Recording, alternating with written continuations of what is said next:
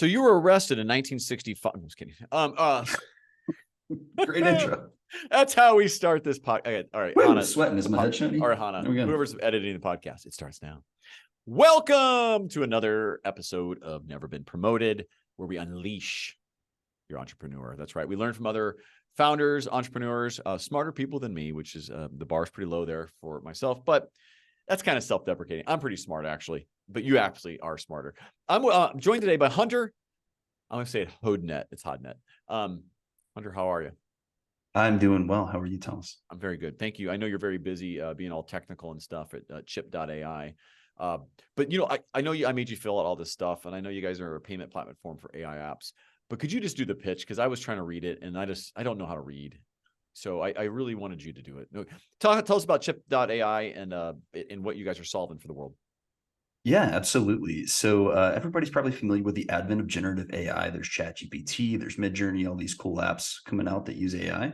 Those typically do credit-based transactions. For example, they generate something for you, and then you typically should be charged for whatever got generated. We noticed they were actually mostly using monthly subscriptions. So we fixed that and created a credit-based payment platform. All right. Did you say degenerative AI apps? Just kidding. So tell me a little bit tell me a little bit about you before we get into kind of the weeds of Chipp.ai, because I think understanding your background, your journey, you know, the listener is someone who cares about entrepreneurship. They care about starting a business, and they could be, you know, a services to technology. Frame up your background, how you got to become the CTO, and just, you know, a little few minutes on your entrepreneurial journey to where you are. And then we'll get into the weeds of what Chipp.ai does a little bit. Yeah, I'll sum it up real quick for you. I started coding at 14. There was a class offered at my high school, so I started really early. It started as a hobby, and then I got into the real world and needed to make money, realized I needed to make a living. Software engineering was a great career. And so the first part of my life/career was really focused on how do I just be a great software engineer? And I wanted to be a full stack engineer and know how to do everything. Once I got to that stage, I really felt like a good full stack engineer when I started my career at Home Depot and was a IT developer there, went to Amazon Music, learned a lot there, went to Reddit to build the redesigned Reddit website, learned a lot there. And it was at that point I felt like a good full stack engineer. I then got into coding education, where I learned even more. The best way to learn something fully is to teach it. And then where my entrepreneurial career started was when I started freelancing for startups. I'm like, let me get in the weeds with people who have raised money and need a product built and figure out how the business stuff works. Wow. You've had a great career technically. And you know, I have kids, and my son is like, where he starts in 2 weeks to start doing Roblox gaming, coding. And it's like 11, and they're showing him stuff like, you know, from the trial of like what they're doing in Python and this and that. I was like, you do realize I went to college to learn that, and you're jumping in at 11, and it's not like it's any easier now, because, like, you know, you use Python scripting and you still have libraries, but all things there. But I'm like, he loves gaming, you know, like a lot of kids do. I was like, you know, you can be the kid who games, or you can be the kid who builds games and makes some money off it. So consumer versus creator, right? Consumer, you know, producer. And so I'm excited for him because even if he did, you know, he bans it, whatever else, he's getting such a fundamental technical, you know, beginnings. It's gonna be awesome for him. It makes you wonder, what is he going to build, right? Like having that knowledge so early, you know. I know it's like biased. He's super creative. I mean, like, to his own fault, where I'm like, can you just stay focused on something for a couple of weeks? But as like, you get the Hallmark developer pick a new job every 6 months right behind you. Like this. Anyway, that being said, okay, so you get into Chipp.ai. So tell me about, like, you know, your beginnings with this company, you know, and you know, how old's the company? Give me a little overview on that. Yeah, absolutely. I started consulting with the company in about August. So I did not actually start on the ground level. It was a few of my friends that I had met while I was working at a company called Proof of Learn on a project called MetaCrafters. We were building an education platform for Web3 technologies. One of my former coworkers had left the company and was working on AI projects. I had recommended a former engineer that worked with me on my first startup, Cottage, who was looking for work, and I recommended him for the AI project he was doing. and he built a chatbot for nonprofit data. So you could essentially ask any question about any nonprofit in the United States. I did consulting, part-time consulting on that project. And he asked me, he was like, hey, if you were to do any startup right now, what would you do? And I was like, there really needs to be a payments platform for this, because we had to monetize the app. We had to monetize the chatbot. And I was like, dude, rather than just building monetization for this, this nonprofit chatbot, this chatbot for nonprofit data is cool, but like, why don't we just take our monetization and like build it into a platform? Right. And we got a lot of traction with that. And that's when I came on as CTO. Nice. That's great. It's nice. It's like public radio. We'll just talk soft voices. I know, ASMR, the sweet sounds. Oh, Chipp.ai. Yeah. When I'm just paying. There you go. Yeah. Well, in that journey, how'd you guys find this is so I always look at like why people start businesses, why they don't. Yours is, it's not a solopreneur entity. It's a technical beginnings, which you had foundation and skill. And for anybody listening, if you're trying to become a technical founder and you're not technical now, you're not going to be a technical founder. Even if low code, no code, don't kid yourself. You can build apps; they're cool. Maybe you can sell the apps, but you're going to be limited because that's not your passion. So definitely understand who you are before you start a company or go an entrepreneur thing, or get trained up and go live the life and jump in. So you were lived in the technical, which allows you to come in. How did you guys find your first customer? Because that's often the biggest challenge of a lot of people coming in is like, I don't know how to get my first customer. And so how did you guys find the first paying customer, not the freebies? Right. We started with, the free, we needed to monetize our own apps that we were building, right? So Benchmark 990 is the name of the nonprofit chatbot. So that was the first freebie customer. Then we did another, there's an application, it's like an AI copilot for learning called ARC. Again, that was kind of like a freebie. Where it was really when we really turned on the marketing of like, hey, we're going to host a live workshop and just show people we need it. Chipp is a payment platform for generative AI apps. So to really get started, we needed to kind of poke at like, hey, here's how you build a generative AI app. And we launched this thing that we called the Playground. And it was essentially like, hey, here's how to make a system prompt. And then like, we just built this quick thing that lets you deploy any custom system prompt into a chatbot. And that got us attention. And from that attention, we essentially funneled people from that workshop into our Discord channel.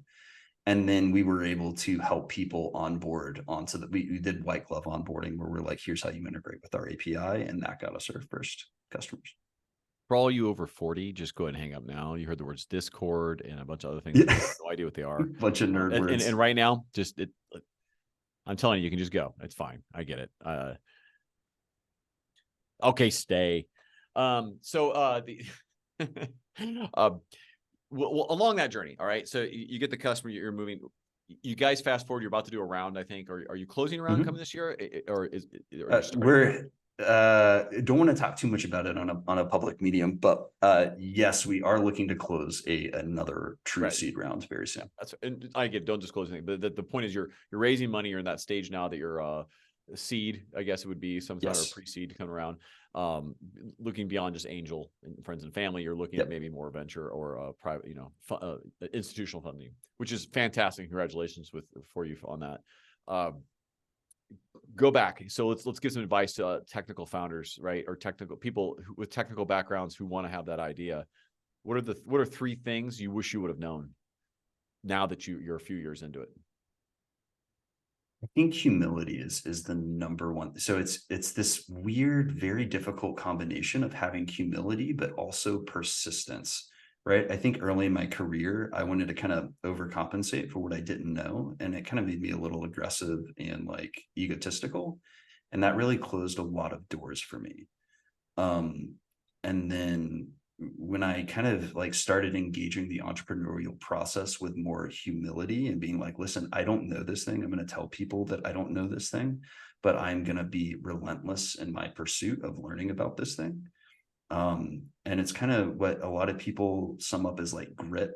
You're like, you have to have a lot of grit as an entrepreneur. I think it's this persistence and willingness to be like, look a bit silly and like get it wrong but then Be keep vulnerable. going, It sounds be like. vulnerable, Yeah. and then be like, hey, listen, I messed that up, but I'm going to keep going, Yeah, and I think you hit three things there, right? So you described humility, which is and honestly, I think a lot of people don't realize this. It's not thinking less of yourself; it's just thinking more of others first.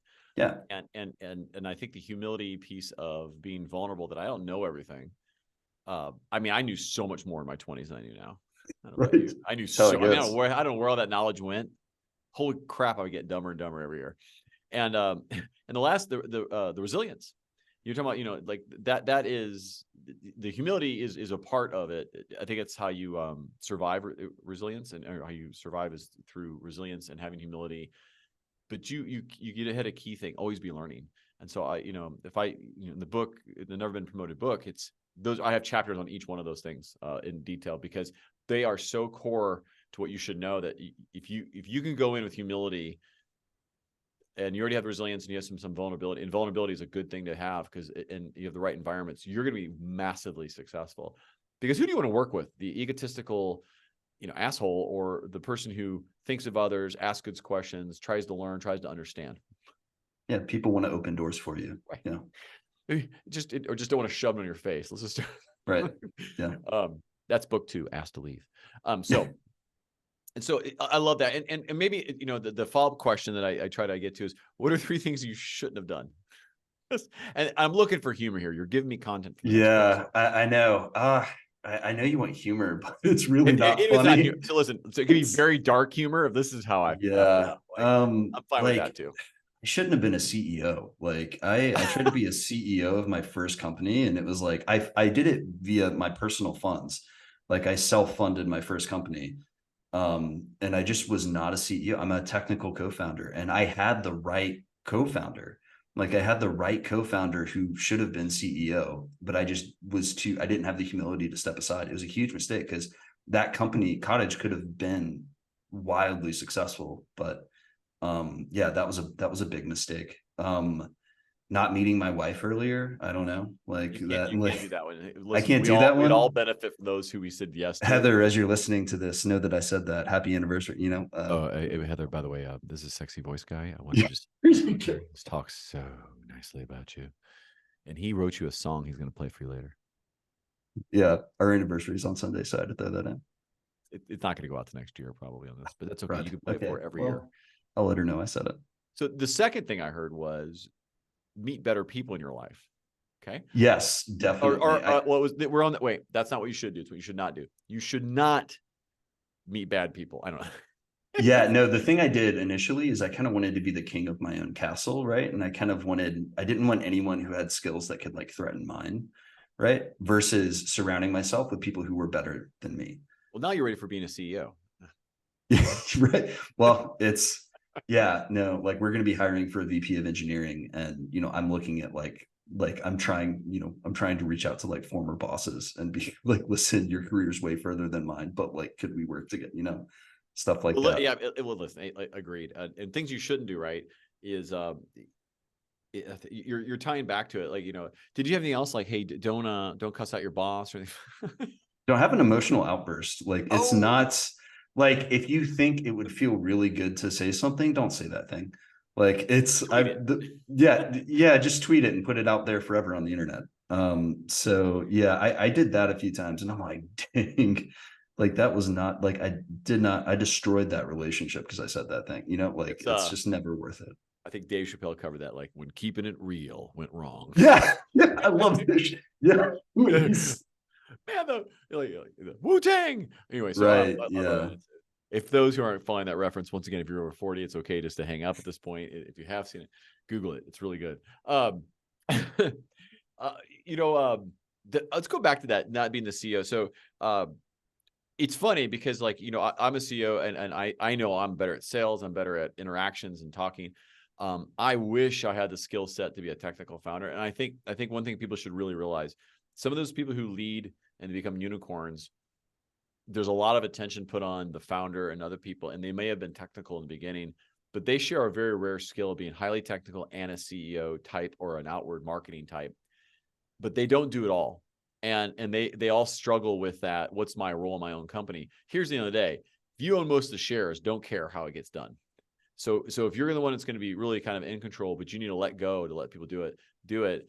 If you're like, and you're saying like, you should have just been the technical hands down promoter, product maker. The other person's like, you're in charge of sales, get out there and go do it, make the decisions, take care of all the back office stuff. That's a hard decision to make and control wise to give up as a youth, because you want the title of CEO. But the truth is what you're chasing is an exit and money. And so cost you money. That's what I hear. There's a big, I did, yeah, for sure. And then I had to get married and be like, by the way, I just spent all my money trying to start a company. Here's the thing: I have $400,000 of law school loan debt. I didn't finish my degree, and my wife's like, "What? Excuse me?" Yeah, we're gonna do a different episode. It's one of those moments where, like, till death do us part. You really love me, like, you did sign that agreement and give me a kiss on the altar, right? Okay, here's the deal: I need your income to pay this off. Right. But to your point, though, I mean, it was one of those things where I realized that like my company was also separate from me, right? And that viewing like kind of what I'm doing with the company is kind of like, hey, this is like a gift to, it sounds kind of odd, but like a gift to, not a gift to society because you charge money for it, but this is something that should exist. And it is not kind of like some kind of extension of myself or kind of like some kind of testament to my ego or legacy. It is something that society wants. It should exist. And making sure that I keep it separate kind of from whatever I've got going on, Agreed. And, one of the things I do discuss at times is, especially with men, is your identity is so tied up in what you do. Right. Work. And man, that's like, if you've already gone through it, I've gone through several asked to leave moments in my career, and it gets easier every time. But there was one where I was making, north of $500,000 easy a year and made quarterly bonuses every quarter. And like 2 weeks after my 6-1, they were like, "Hey, we don't see the value anymore. We're going to move on." You're like, "Excuse me? 2 weeks ago, you just handed me a nice check and said nothing." And so it's kind of like, and so I've been through those just gut wrenching. But what you find with humility of those events, and you find, you also look back, go, it's not really, that was good money, but it's not really what I wanted to do. Yeah.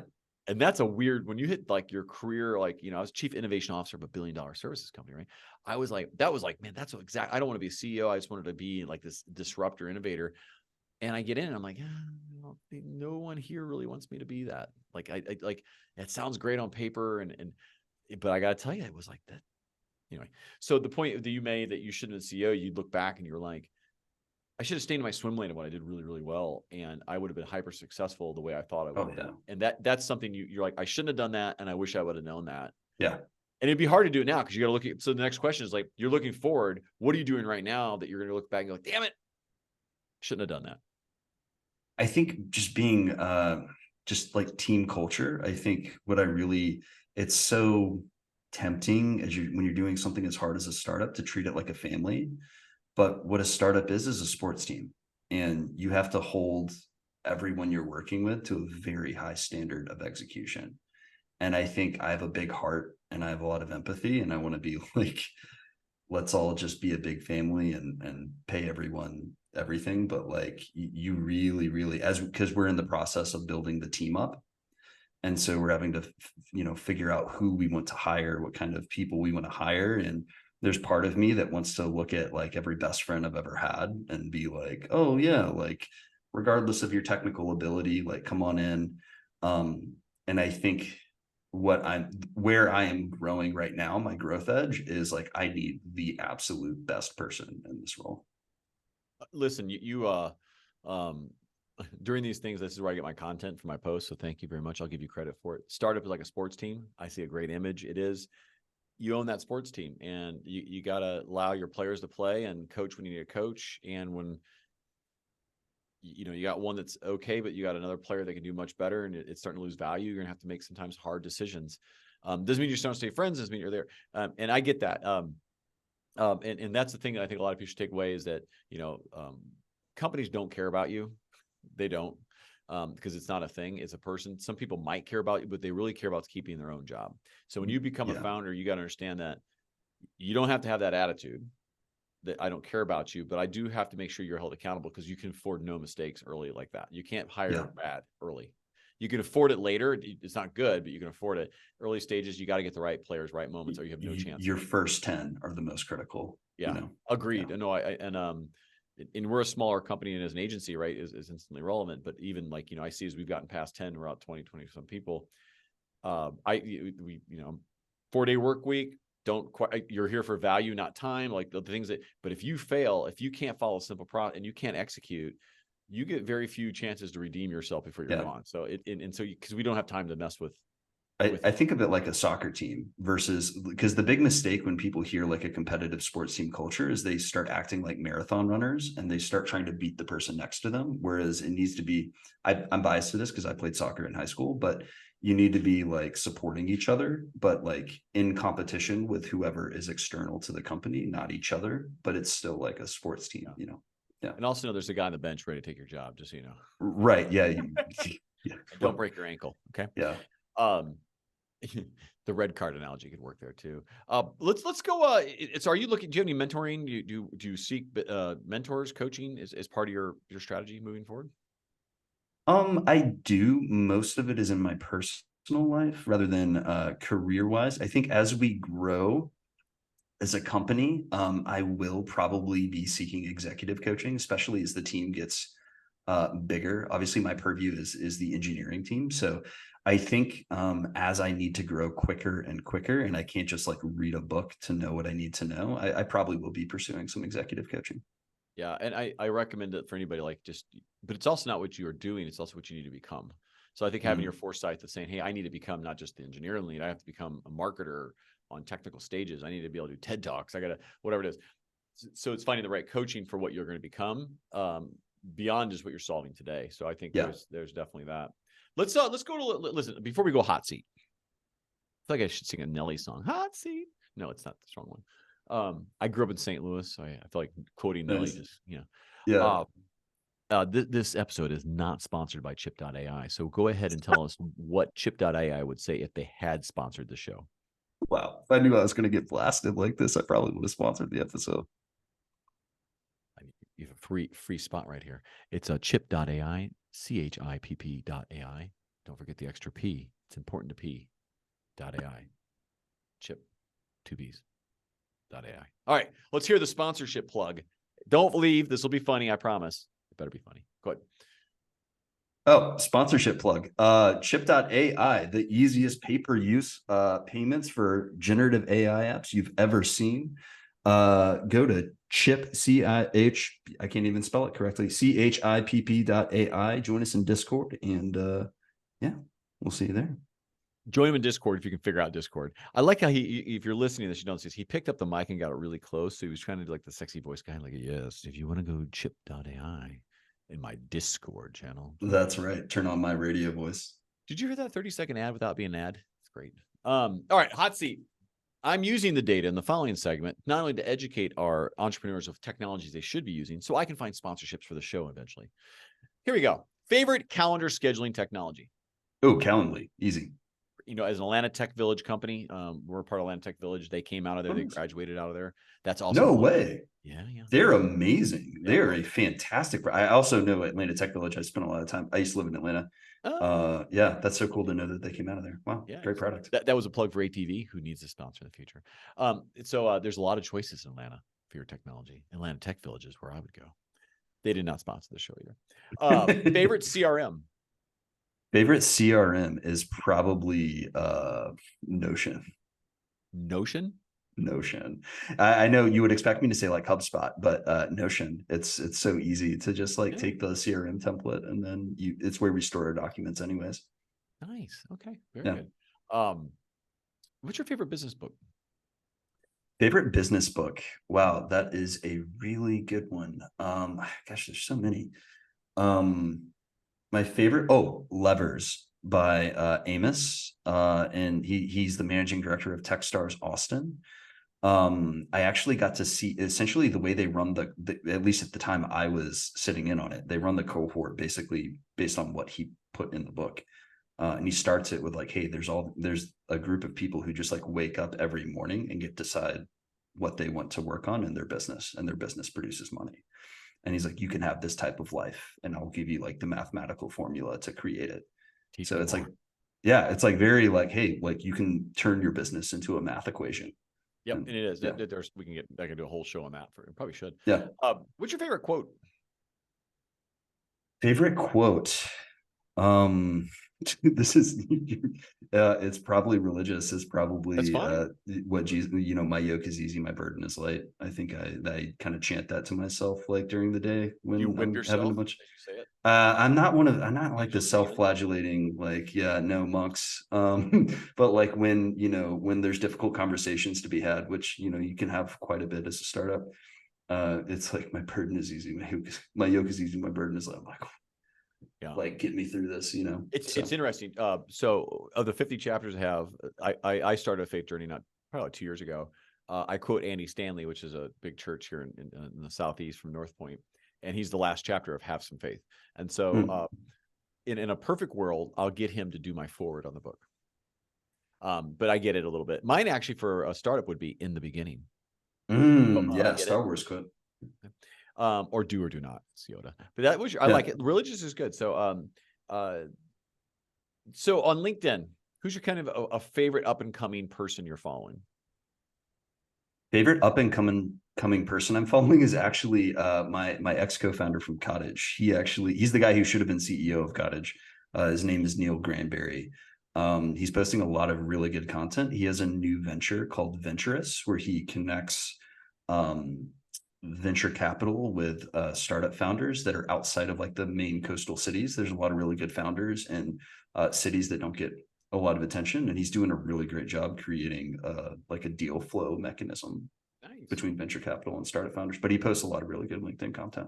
Awesome. Give him so Neil Grandberry, Granberry, no D. no D, Grandberry. Yep. There you go. Give him a follow if you're listening, and if you don't invite him on as a guest, I'd love to meet him. Sounds like it'd be a good person. Uh, let's do the next one. Who is a founding? Where do you guys like the bank? What's your favorite bank for startups? Oh, Mercury. It's not necessarily the backing bank, but it is like a financial service, which I didn't learn until later. But it's definitely the best if you're like, hey, I'm starting a startup and I need like a bank solution. Mercury, easy. Nice. All right, final one. This is to help the entrepreneur. The 3 most important entrepreneurial traits they're going to need. Resilience, number one, humility, and radical self-belief. Jump all the way over the stream. Don't land in the middle of it. I got Right. it. You have to like believe you can do it. Yeah. Even when Almost everyone else is telling you no. to an almost level of like irrationality. You have to really believe you're the person to make it happen. Yeah. That's great advice. Listen, thank you, by the way, so much for joining today. I want to give you like, your kind of call to action, special giveaway, or just how to get a hold of you. Take the floor, take a couple minutes, and thanks again, Hunter, so much. But tell everybody how they can get a hold of you or what they should do next. Yeah. Go to Chipp.ai. That's CHIPP.ai. And you can, there's a call to action on the website that'll allow you to join our Discord community. And we actually gather all of our product features or just people who are building things that we help out. Typically, we just help people build things, even if they don't use our product. So we'd love for you to go to our website, join our Discord server. If anything, just to talk to us. Obviously, we're operating a business and we're very interested in you using our platform, but really we're trying to kickstart what we call the builder economy. We think it's easier than ever for people to start building things, even if they are not someone like myself, who is a technical founder. We're actually doing a lot of no-code enablement.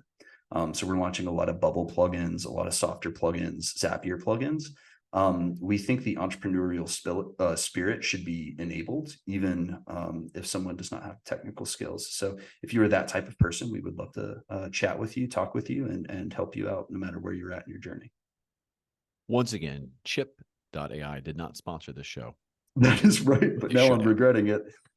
There'll be an opportunity. Don't worry, there's an email coming. We'll sponsor a random one in the future. We'll make sure we get our Well, yeah, you're gonna we'll have to make go sure to we your get whole that. series at this point. No, thank you so much for joining, and everyone listening. Hunter, you have a wonderful, time, and I'm sure I'm going to catch up with you and with the round closing and everything else. But thank you so much for taking the time, because I know you're busy, to come on the show. Thank you so much for having me. This has been absolutely amazing. Thank you, everyone watching or listening to Had Never Been Promoted podcast. Again, thank you so much. Look up for the next episode and learn from other entrepreneurs of things you should do, things you shouldn't do, and learn from their journey so you can be better at what your Oh, passion lies. oh, Thomas, wait 1 second, Thomas. You forgot to ask me a critical question. Oh, please. have I been promoted? I don't ask that question because it's irrelevant. Have you been promoted? It was. I don't actually ask the question to anybody. Really? I saw it on the, anyhow. I walk over because I assume everyone in the world has been promoted but me. Yeah, no, I've only been promoted once. It was actually very early in my career. But anyways, in there. I don't think I asked that question. Those of you still listening, he has been promoted once. Sorry, I just threw a wrench in your exit there. But the podcast continues. I will tell you. It continues. You think we're done? I was thinking, given that it's never been promoted, I probably should ask that question from now on, folks. Because of Hunter Hodnett, we're going to ask that question. It makes sense. But I will tell you, I think it's irrelevant. Yes, very true. Anyway, thank you so much, Hunter. We'll definitely catch up in the future. Everyone have a great day. Thanks for listening. Take care.